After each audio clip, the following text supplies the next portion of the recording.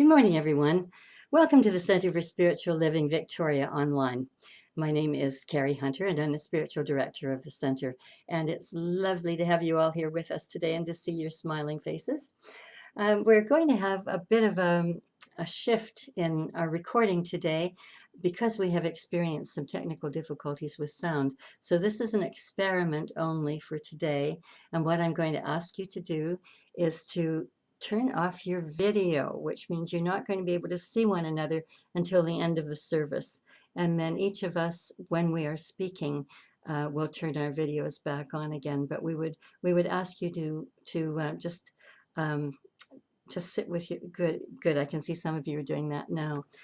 We want to increase the bandwidth to see if we can get better sound out of this, and we'll know by the end of this service today. So please bear with us while we're going through this time. We've been making a lot of, or Darlene has made a lot of technical changes in order to make all of this work, but we're still at it here. So we're still not back in our physical facilities, obviously, and we don't have a date yet. Many people are asking, when do you think it will happen? And it appears that it's going to be a while yet. So let's just hold in prayer that this this COVID virus and its variants just really disappear now and forever, dissipate into the cosmos, never to return. I think we've all had enough of this, and we've all learned a lot from this. And so let us just bless it on its way, and know that we return to a really healthy way of living, and that we have learned things about it, about ourselves, and about the way that we've been living. And so I invite you now to turn off your video, and I will welcome Reverend Jennifer to do our opening treatment today. Jennifer? Thank you, Reverend Carrie. Good morning, everyone. In this moment, this glorious moment of springtime, wherever we are, this moment of rebirth, as all of the plants and animals respond to the divine compulsion to reinvent themselves, either through new growth, birth, new unfolding. This is the nature of spirit, in, through, and as all that exists. And as we witness this rebirth, the world around us, I invite you to open to the possibility of rebirth within ourselves.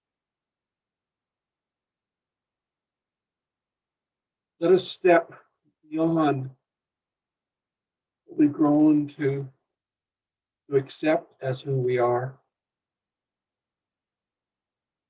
and grow into a new realization of the nature of the divine, stimulating new birth and new growth in each and every one of us. Feel that excitement, that heartfelt warmth and joy, something new, something exciting. Each day brings us a banquet of new thoughts, new ideas, new experiences. And as we open to our realization, the presence of God is within us. As Scripture tells us, seek ye first the presence, the kingdom of God, the presence of God within us. We know that spring bursts forth through that realization, through that understanding, through that belief, that knowingness, giving nature of God. And as we know, this is true for ourselves. No one escapes. It's true for everyone else as well. And I invite you to hold that warmth and love and joy and expectation that has blossomed within your heart as we experience spring in our human experience. That joy permeates our soul, our spiritual beingness.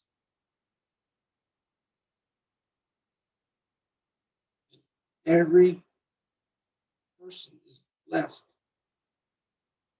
no matter what their experience. Blessed by divine consciousness,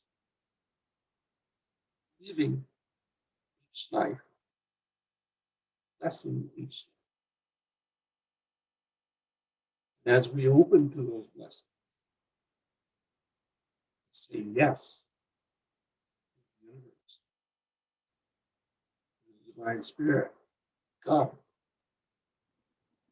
When we open the window of heaven, grace spills full, overfilling your cups, overfilling your soul. Through this great joy, I give thanks, deep, heartfelt, knowing it is a lubrication of all good things. Thank you, God.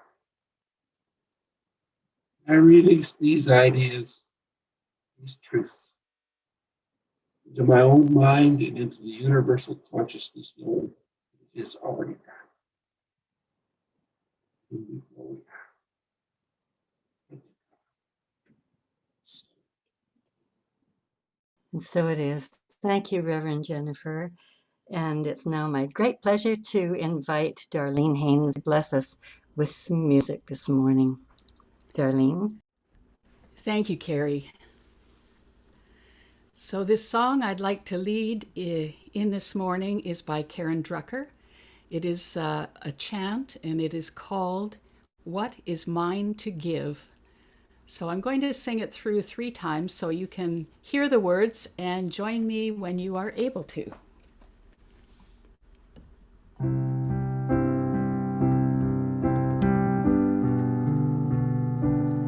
What is mine to give?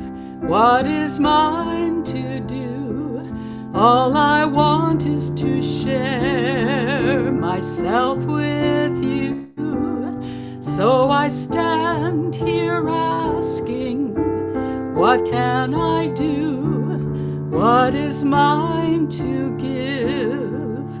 I give it to you.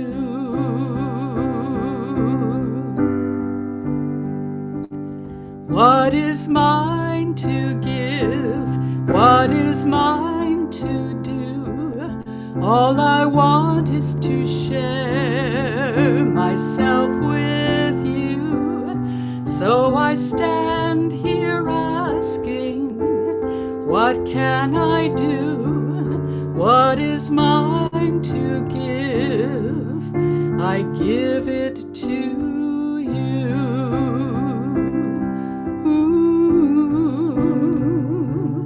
What is mine to give? What is mine to do?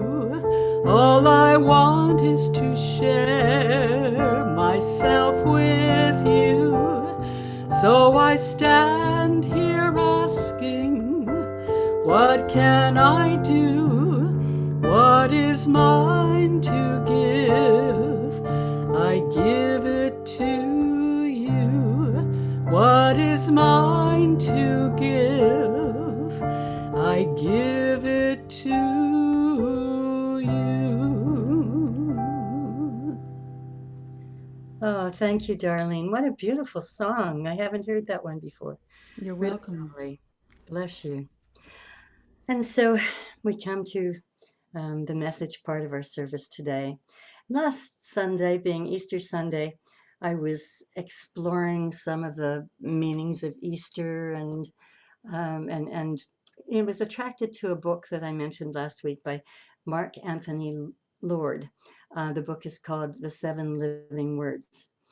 And Mark began his spiritual studies at a very early age. He became a minister in our faith, minister of the Center for Spiritual Living, and he is internationally known. He's really has a presence and wonderful, wonderful speaker, very, very gifted man. He had started in a not in a superficial way, but really he was seeking. And what happened to him as he went along is that he was just going deeper and deeper and deeper, which often happens in ministry because comes a point where we start questioning all over again, what is it that we really believe? You know, what is it all about? And what Mark one Sunday gave a talk about the seven living words. Now, those seven living words were, as I said last week, were not just individual words. Those seven living words represented the last words of Christ.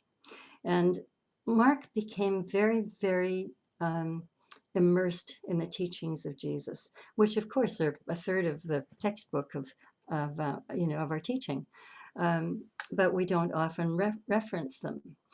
And he said that he was consistently asked by people, what is it that you believe? Do you believe in Jesus? And he said he would get very defensive and very uncomfortable. And it's something that happens to a lot of New Thought ministers because we know that even the mention of the name Jesus makes some people uncomfortable because they have come from a background where they've been wounded by Christian teachings. And also, as we look at science today, it's very difficult to match up some of the stories that are in the Bible with what we know to be true in science today. And as Ernest Holmes always said, he looked forward to the day when science and religion walked hand in hand, and we have reached that day, which is a real blessing for us because we begin to explore things in a different way, particularly through quantum physics. And well, more than anything through quantum physics, I think. So what Mark did was he went through an examination of his beliefs. He called it Exploring the Deep Caverns of the Mind, which is the title of my talk today. And when he did that, he found that he became more and more in touch with Jesus. He said that he could feel the presence. He could feel messages coming through from Jesus. And not talking about Jesus as the Messiah or Jesus as the exception, because we are all expressions of the divine. We all have this Christ presence within us. It is the God presence that is in us, the stuff of which we're made. But he definitively felt the presence of Jesus and the words of Jesus. And he said he opened his mouth one day and just said, and I'm paraphrasing, I love Jesus and Jesus loves me. And from that time forward, he was seeking, and he started to write this book. And he said that basically he channeled the book. And it's a light and easy read. It's funny. And it just gives us a whole different sense of who the man Jesus might have been, and what the teachings were all about. So it takes courage to ask ourselves that question. It takes courage to say that we do believe in Jesus if we do. But Mark always said that he never ever would criticize anyone for not believing. He said it really didn't matter to him at all. He said what mattered to him was what he believed. And what has to matter to us is what we believe. Not just about Jesus, but what we believe about this teaching, what we believe about God, what we believe about everyone and everything around us. And I was remembering that when I was doing my ministerial studies, we were given 10 tenets for leadership as ministers. And the one that was always outstanding for me was I always tell myself the truth, and I frequently ask myself what it is that I'm pretending not to know. And what I've found through all these years is that if I'm challenged by something, I can come up with an intellectual um, reason for what's going on, or an intellectual interpretation of it. But I'm not going really deeply into it. It's kind of a superficial thing. But when I ask myself what it is that I'm pretending not to know, all of a sudden everything starts to shift. It takes me to a much deeper place. It helps me to see another's perspective in a whole other way. And it helps me to see the world in a whole other way. And so for me, it's really the most powerful tool that I have in my spiritual kit in order to discern my own truth. Now, for us to seek our own truth, it does take some courage, because there's often a lot of fear there. You know, what is it that I'm going to find out if I really let myself go there? If I go to the depths of my soul, the deepest part of my heart, what is it that I'm going to discover? And we can make ourselves so busy to avoid doing that. Or we can find all kinds of distractions. We can um, we can tell ourselves all kinds of other stories. But when we get still and we really ask ourselves the questions, the big questions in life, who am I really? What is it that I really believe? Why am I here? What is mine to do? What really happened just there in that conversation with someone? What's really going on in the world today? When I go into a deep place and ask myself those questions, there can be some fear there. I might be afraid of what I might find out. And it reminded me of a book that I read many years ago, and I somehow lost it along the way. And it's not one I would have discarded because it was joyful to read. But it was a series of anecdotes about a mystical Sufi named Nasruddin. And Nasruddin always had strange things going on in his life.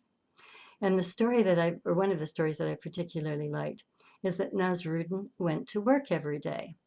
And he went to work on a train, or he didn't work on the train, but he took a train to get to his place of employment. And so every day he had to buy a ticket to get on the train. And the conductor was going through, and the train was quite crowded that morning. And the conductor came up to Nasruddin and he said, Nasruddin, show me your ticket. I have to see your ticket. I have to punch your ticket. And Nasruddin reached into his coat pocket and nothing there. He opened up his briefcase and looked, and there was nothing there. He looked in his shirt pockets, and there was nothing there. He reached into the pockets of the people around him and couldn't find his ticket there. And the conductor said, Nasruddin, what are you doing anyway? You know that every day when I ask for your ticket, you reach into the breast pocket of your suit and you pull out the ticket and you give it to me. And Nasruddin said, yes, but what if I reach into my pocket and it isn't there? And I thought, what a wonderful metaphor that is for spirituality. If we're fearful about going into the deepest parts of our being because we're afraid there might be nothing there, where instead everything is there. God is there. All knowledge is there. All wisdom is there. All truth is there. So Mark Anthony Lloyd is inviting us to go to that place. He's not inviting us to find Jesus. He's inviting us to find what it is that we do believe. What is our faith? What is it that we think about all of life's big questions? And I find that to be a really powerful thing because it is so easy to ignore them. And, you know, there's a biblical saying, or actually, I believe it was attributed to Jesus, seek ye first the kingdom of heaven. And heaven isn't some place that's up there, out there. We can't pack a suitcase and get in the car and drive around looking for it. We can't get on an airplane and fly to another country and find it.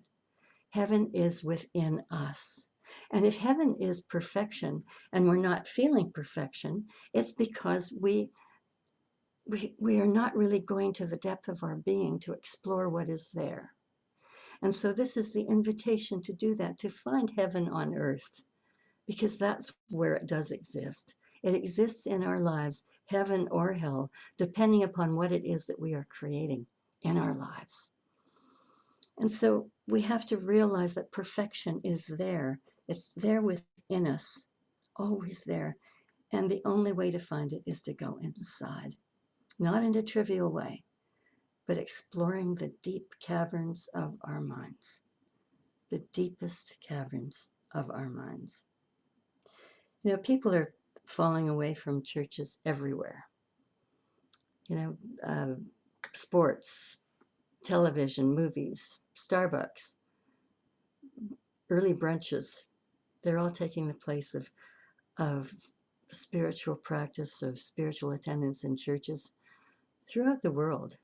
And as I said earlier, it's more and more difficult for people to believe in the teachings that are in the Bible because of what science has been revealing to us through the years. There's some things that we simply can't understand. You know, when I was Googling Jesus last week, as I said I was going to do for my Easter talk, I came across pastors saying about the same thing. People would ask, how old are Adam and Eve?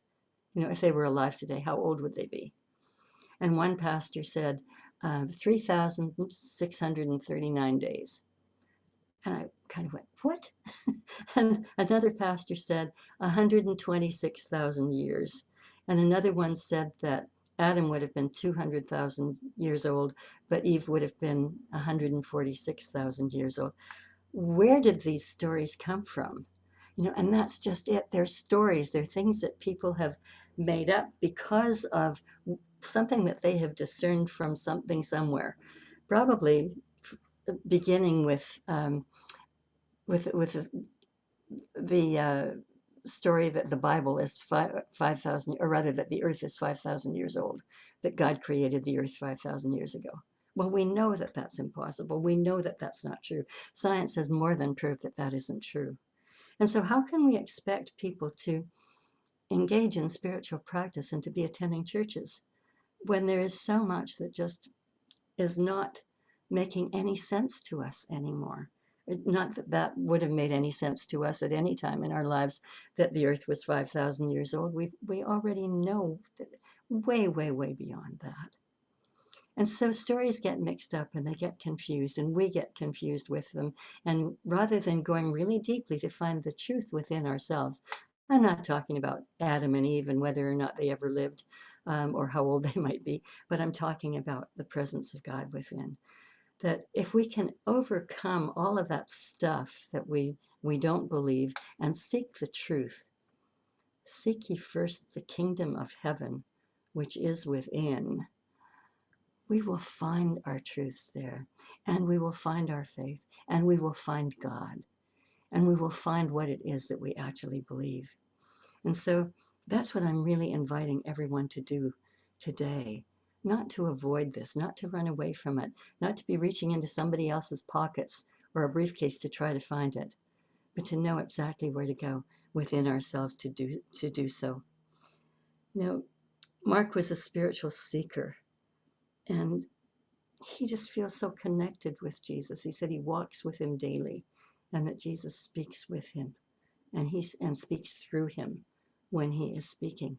But that is not the way for all of us. It doesn't happen that way for all of us.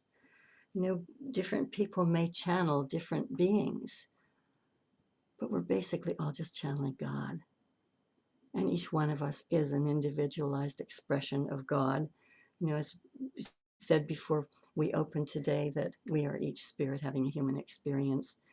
And that's what we need to remember more than anything else. It takes a full surrender of all that we believe that we are to move into the next expansion of spirit. Think about that. A full surrender of all that we believe we are is needed to move into the next expansion of spirit. So, how do we surrender? And I was thinking about butterflies. Cocoon. That caterpillar has to turn into liquid before it can become the butterfly and emerge from the cocoon and fly. That's an extraordinary thing to consider, turning into liquid. And I was thinking about that in terms of our own lives, our own being. You know, if we can but surrender, we're turning ourselves into liquid, into a kind of fluidity where we're able to flow in a divine way and grow without any restrictions, without any obstacles in our way. Being like a butterfly. If we think of ourselves in human form, going through that process, we are constantly going through a process of transformation, depending upon what it is that we're learning, depending upon what it is that we are focused upon. And if we're going to transform, it means we have to give up judgment, and we have to give up criticism. We have to have a come to Jesus moment, which basically means a moment of transformation in our lives, nothing more than that. It doesn't mean that we have to face the man Jesus. It means coming to terms with ourselves. Think of scientists in the past, ancient scientists. I was thinking about Galileo and Copernicus. Galileo, who went against all tradition of the time, all beliefs of the time, and said that the earth revolved around the sun. The belief system of the day was that the earth was still and that the sun revolved around the earth. And he was declared a heretic, and he was put on trial, and he spent the rest of his days in house arrest. Now, Copernicus came across the same ideas, the same thoughts, the same beliefs, but it was very late in his life, and he died before he could be punished in any way. But the thing is, he was still considered a heretic because the science of the day was so limited compared with where we are today. And as I thought about that, and I was thinking about Buddha and Mohammed and Jesus, and I was talking to Reverend Jennifer about this the other day. As I was contemplating these things, I thought, from time to time, I think that there are great avatars who are born on this earth, who come here with special gifts, who come here with advanced knowledge, so far in advance of anything that any of us could have ever understood. When you consider consider what's in the Bible even, and that the Bible was an oral tradition, and that the teachings of Jesus in the New Testament were an oral tradition until I think it was 70 years later that the first book was written, the first book of the Gospels was written. Think about that even then, reading some of those stories that really are guideposts for how we can live our lives, whether or not we believe where they came from. But they are so important in living a life that is good and true and beautiful, and that could bring about peace on earth if we all believed in and practiced those things. Think about that so many years ago, a couple of thousand years ago, at least. And then I think about Ernest Holmes. What an amazing, amazing man, that he knew in his heart and in his mind, from his studies and from his own downloading of information, what quantum physics is teaching us today. He knew that 100 years ago. To me, this is absolutely extraordinary. There are people who are born who really get this, who understand the full greatness, the magnificence of this teaching, and that science and religion are walking hand in hand as Ernest Holmes dreamed that they would, and that we are experiencing these things today, and yet we may be finding it more difficult than ever to believe them, even though science is proving it. And so we're being called right here and right now to start re-examining our beliefs. It's wonderful that they can be proven, but faith is more than what can be proven. Faith is what we have before the proof begins. And we need to go into the deep caverns of our minds, of our hearts, in order to really know that, in order to really understand that. I was thinking again of circumstances right in our more recent history. Gandhi who led India to independence from Great Britain through peaceful means. He was assassinated before that happened, but the peaceful transition took place because of his teaching, because of his leadership. And then moving into our time, or into the time of some of us, Martin Luther King, who led peaceful marches, who said to his people, we will not resist, we will not fight back. And when someone asked him, what do I do when I see someone coming at me with a baseball bat to start beating me?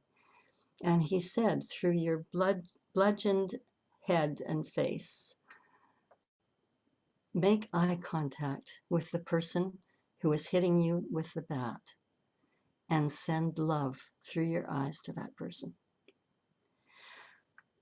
Well, when I read that, it gave me chills. But as I thought about it again a couple of days ago, I was thinking, imagine doing that to somebody. Imagine looking at somebody with love when they are beating you. I would think that the person doing the beating would be lying awake at night with the eyes of the person he was beating emblazoned on his mind, on his heart, whether or not it ever changed anything. How could it not? And it took time, but change began. And when Martin Luther King was leading the marches, it was during the time of President Kennedy being president, and his brother Bobby Kennedy was the Attorney General. And President Kennedy said that this had to end, this segregation had to end, and that schools had to be integrated. And I remember seeing on the news Bobby Kennedy leading 2 African-American children, little tiny kids, into a white school. And they were surrounded by the National Guard because there was such danger that was involved with that. But that led the way to the integration of schools. And I thought, okay, here were 3 men, each of them assassinated. First, President Kennedy, then Martin Luther King, and 6 weeks after that, Bobby Kennedy was assassinated. But they helped to change something in the world. They helped to change things in the United States.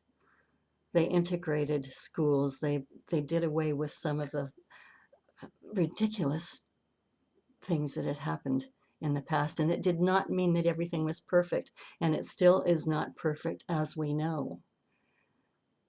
But they were there, they were motivated to make a change, to do something different at that time. Which brings me to today. It brings me to the trial that is going on for the murder of George Floyd. Before George Floyd was murdered in the streets of Minneapolis by a police officer, before that police officer, while George Floyd was handcuffed and on the ground, knelt on his neck for now 9 minutes and 29 seconds. And it was determined or believed that George Floyd died after 6 minutes, which means that 3 minutes and 29 seconds later, this officer finally released his knee so that a paramedic could check again for a pulse on George Floyd's neck. People around the world saw that. People around the world marched. People of every race, of every color, of every belief system marched in the streets in protest that this could not happen. It must not happen. And now the trial is going on. The police officer who knelt on the neck is being charged with second-degree murder and third-degree murder. And some of the evidence that's being given is extraordinary, and I'm not getting into that today. But I was thinking about Jesus and expressions of Jesus.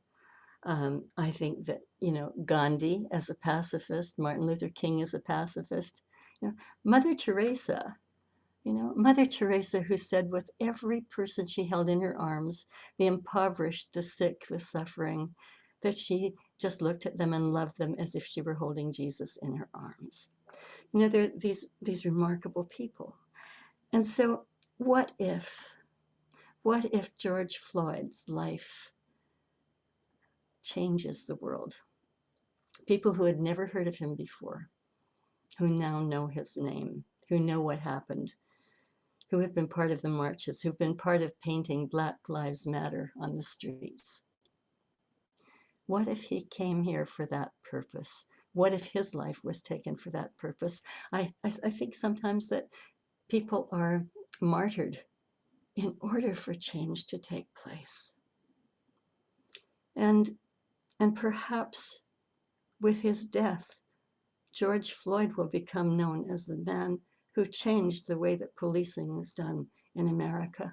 And not just that, but more so that people throughout the world will look at this and are looking at this saying, something has to change. African American people have to be treated the same as everyone else, as do Asians, as do Latinos, as do people of every race. When will we ever learn? Maybe we learn because these people have lived and died to give us this example, to rise up in each one of us the outrage so that this may never happen again, because we will see to it that it doesn't happen again. And so perhaps through some of these things we can look at these circumstances, and we can go deeply within ourselves into the deep caverns of our minds and hearts and look for a higher and better reason, not to excuse what happened, but to thank God that out of it there is good that is coming. We must remember that we are each expressions of the Christ. Christ is within each one of us. And to the degree that we embody God, we become the Christ. It is ever awakening within us. Michael Beckwith, the amazing Michael Beckwith, who's, if you haven't heard of him, is an extraordinary minister in the Los Angeles area, and a very animated and powerful minister with a congregation of about 8,000 people, just an extraordinary man. And he wrote that pain pushes and vision pulls. Think about that. Pain pushes and vision pulls. When we are in profound pain, we're looking to the light. We're looking for help. We're looking to God to relieve that pain, to bring about justice, to bring about healing. And what we need is a vision of a higher and better way of doing things, a higher and better world. We need that mental equivalent, as Ernest Holmes called it. The image in our minds, the vision in our minds. And we need to hold on to that, because as we do, then everything starts to change. And it starts to change according to what it is that we are seeing in our minds. And where there is love and where there is good, the transformation is more powerful. And so let us believe that, and let us carry that with us wherever we go and whatever we're looking at. Whatever it is that we don't like, that we don't approve of, let us see if we can find a gift in it when we go into our heart of Sacred Hearts. Let us surrender. In the worst of pain, we can find the light. It's a matter of just going one step at a time, and being like the caterpillar, just being willing to be in a cocoon, being willing to move into that fluidity, into that place where we get our minds out of the way, we get ourselves out of the way, into the fluidity where God is flowing, where perfect knowledge is flowing, where peace is flowing, where wisdom is flowing, where we find truth and love. Because in that fluidity, we will emerge like the butterfly, and we will be able to fly and be free. And so it is. And I invite you now, as we do every Sunday when we're together, when I pass that basket, that we're passing the metaphorical basket today, and we invite you to make a donation to our center if that's in your heart today. Please look at our website, www.cslvictoria.org, and you can make a donation there through PayPal. Or alternatively, you can send an e-transfer to donate at cslvictoria.org. That's donate at cslvictoria.org. You can always send a check as well to the address on our website if you prefer to do something like that. We are so grateful for your contributions at this time. As you know, we're not together in person, and so people kind of forget to give. When we're there in community on Sundays, it's an easy thing to remember as we pass the basket.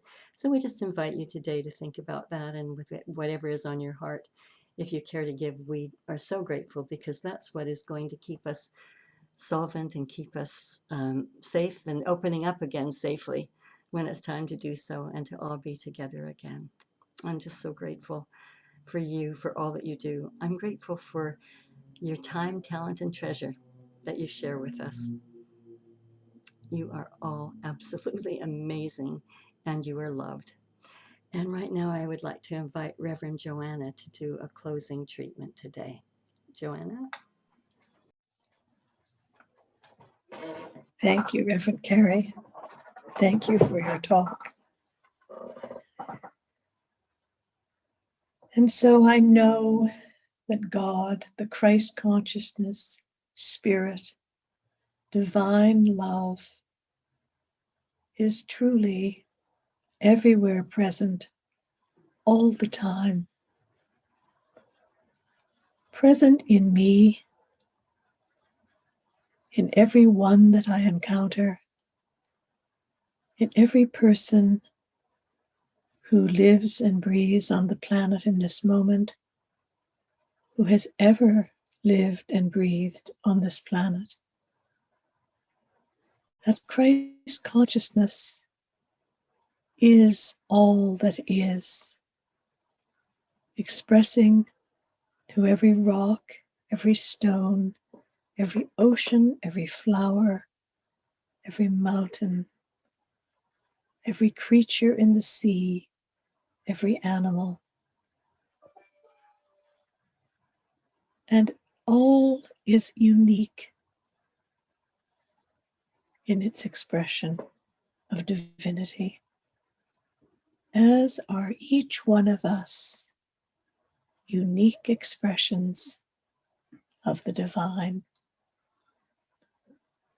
And as I know this truth, I know that we are fully embodying the perfection of spirit, the health, the peace, the joy, the well-being, the abundance of spirit is everywhere present, and present in each of us. And as I know this, I know the oneness of spirit, the glorious unity of all that is. For all is God, is spirit, the Christ consciousness. This allness, this oneness, is the perfection of being. And in this perfection, there is only truth, love, peace, health, and joy. As I celebrate this divinity, I give thanks for its presence in all of our lives. I give thanks for our community, for Reverend Carrie, Reverend Jennifer, Reverend Rachel, and Vessia. I give thanks for all that we understand of spirit, knowing as our understanding expands, we grow and learn and find with each passing day a greater strength, a greater love, a greater ability within us to be the creative force of the divine.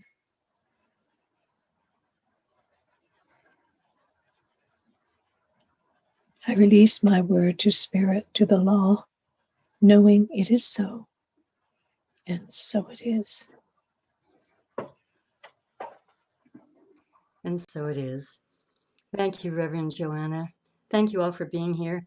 And I bless you all. Have an absolutely wonderful week out there in the sunshine. It's supposed to be a glorious, glorious springtime as we move into much warmer weather this coming week.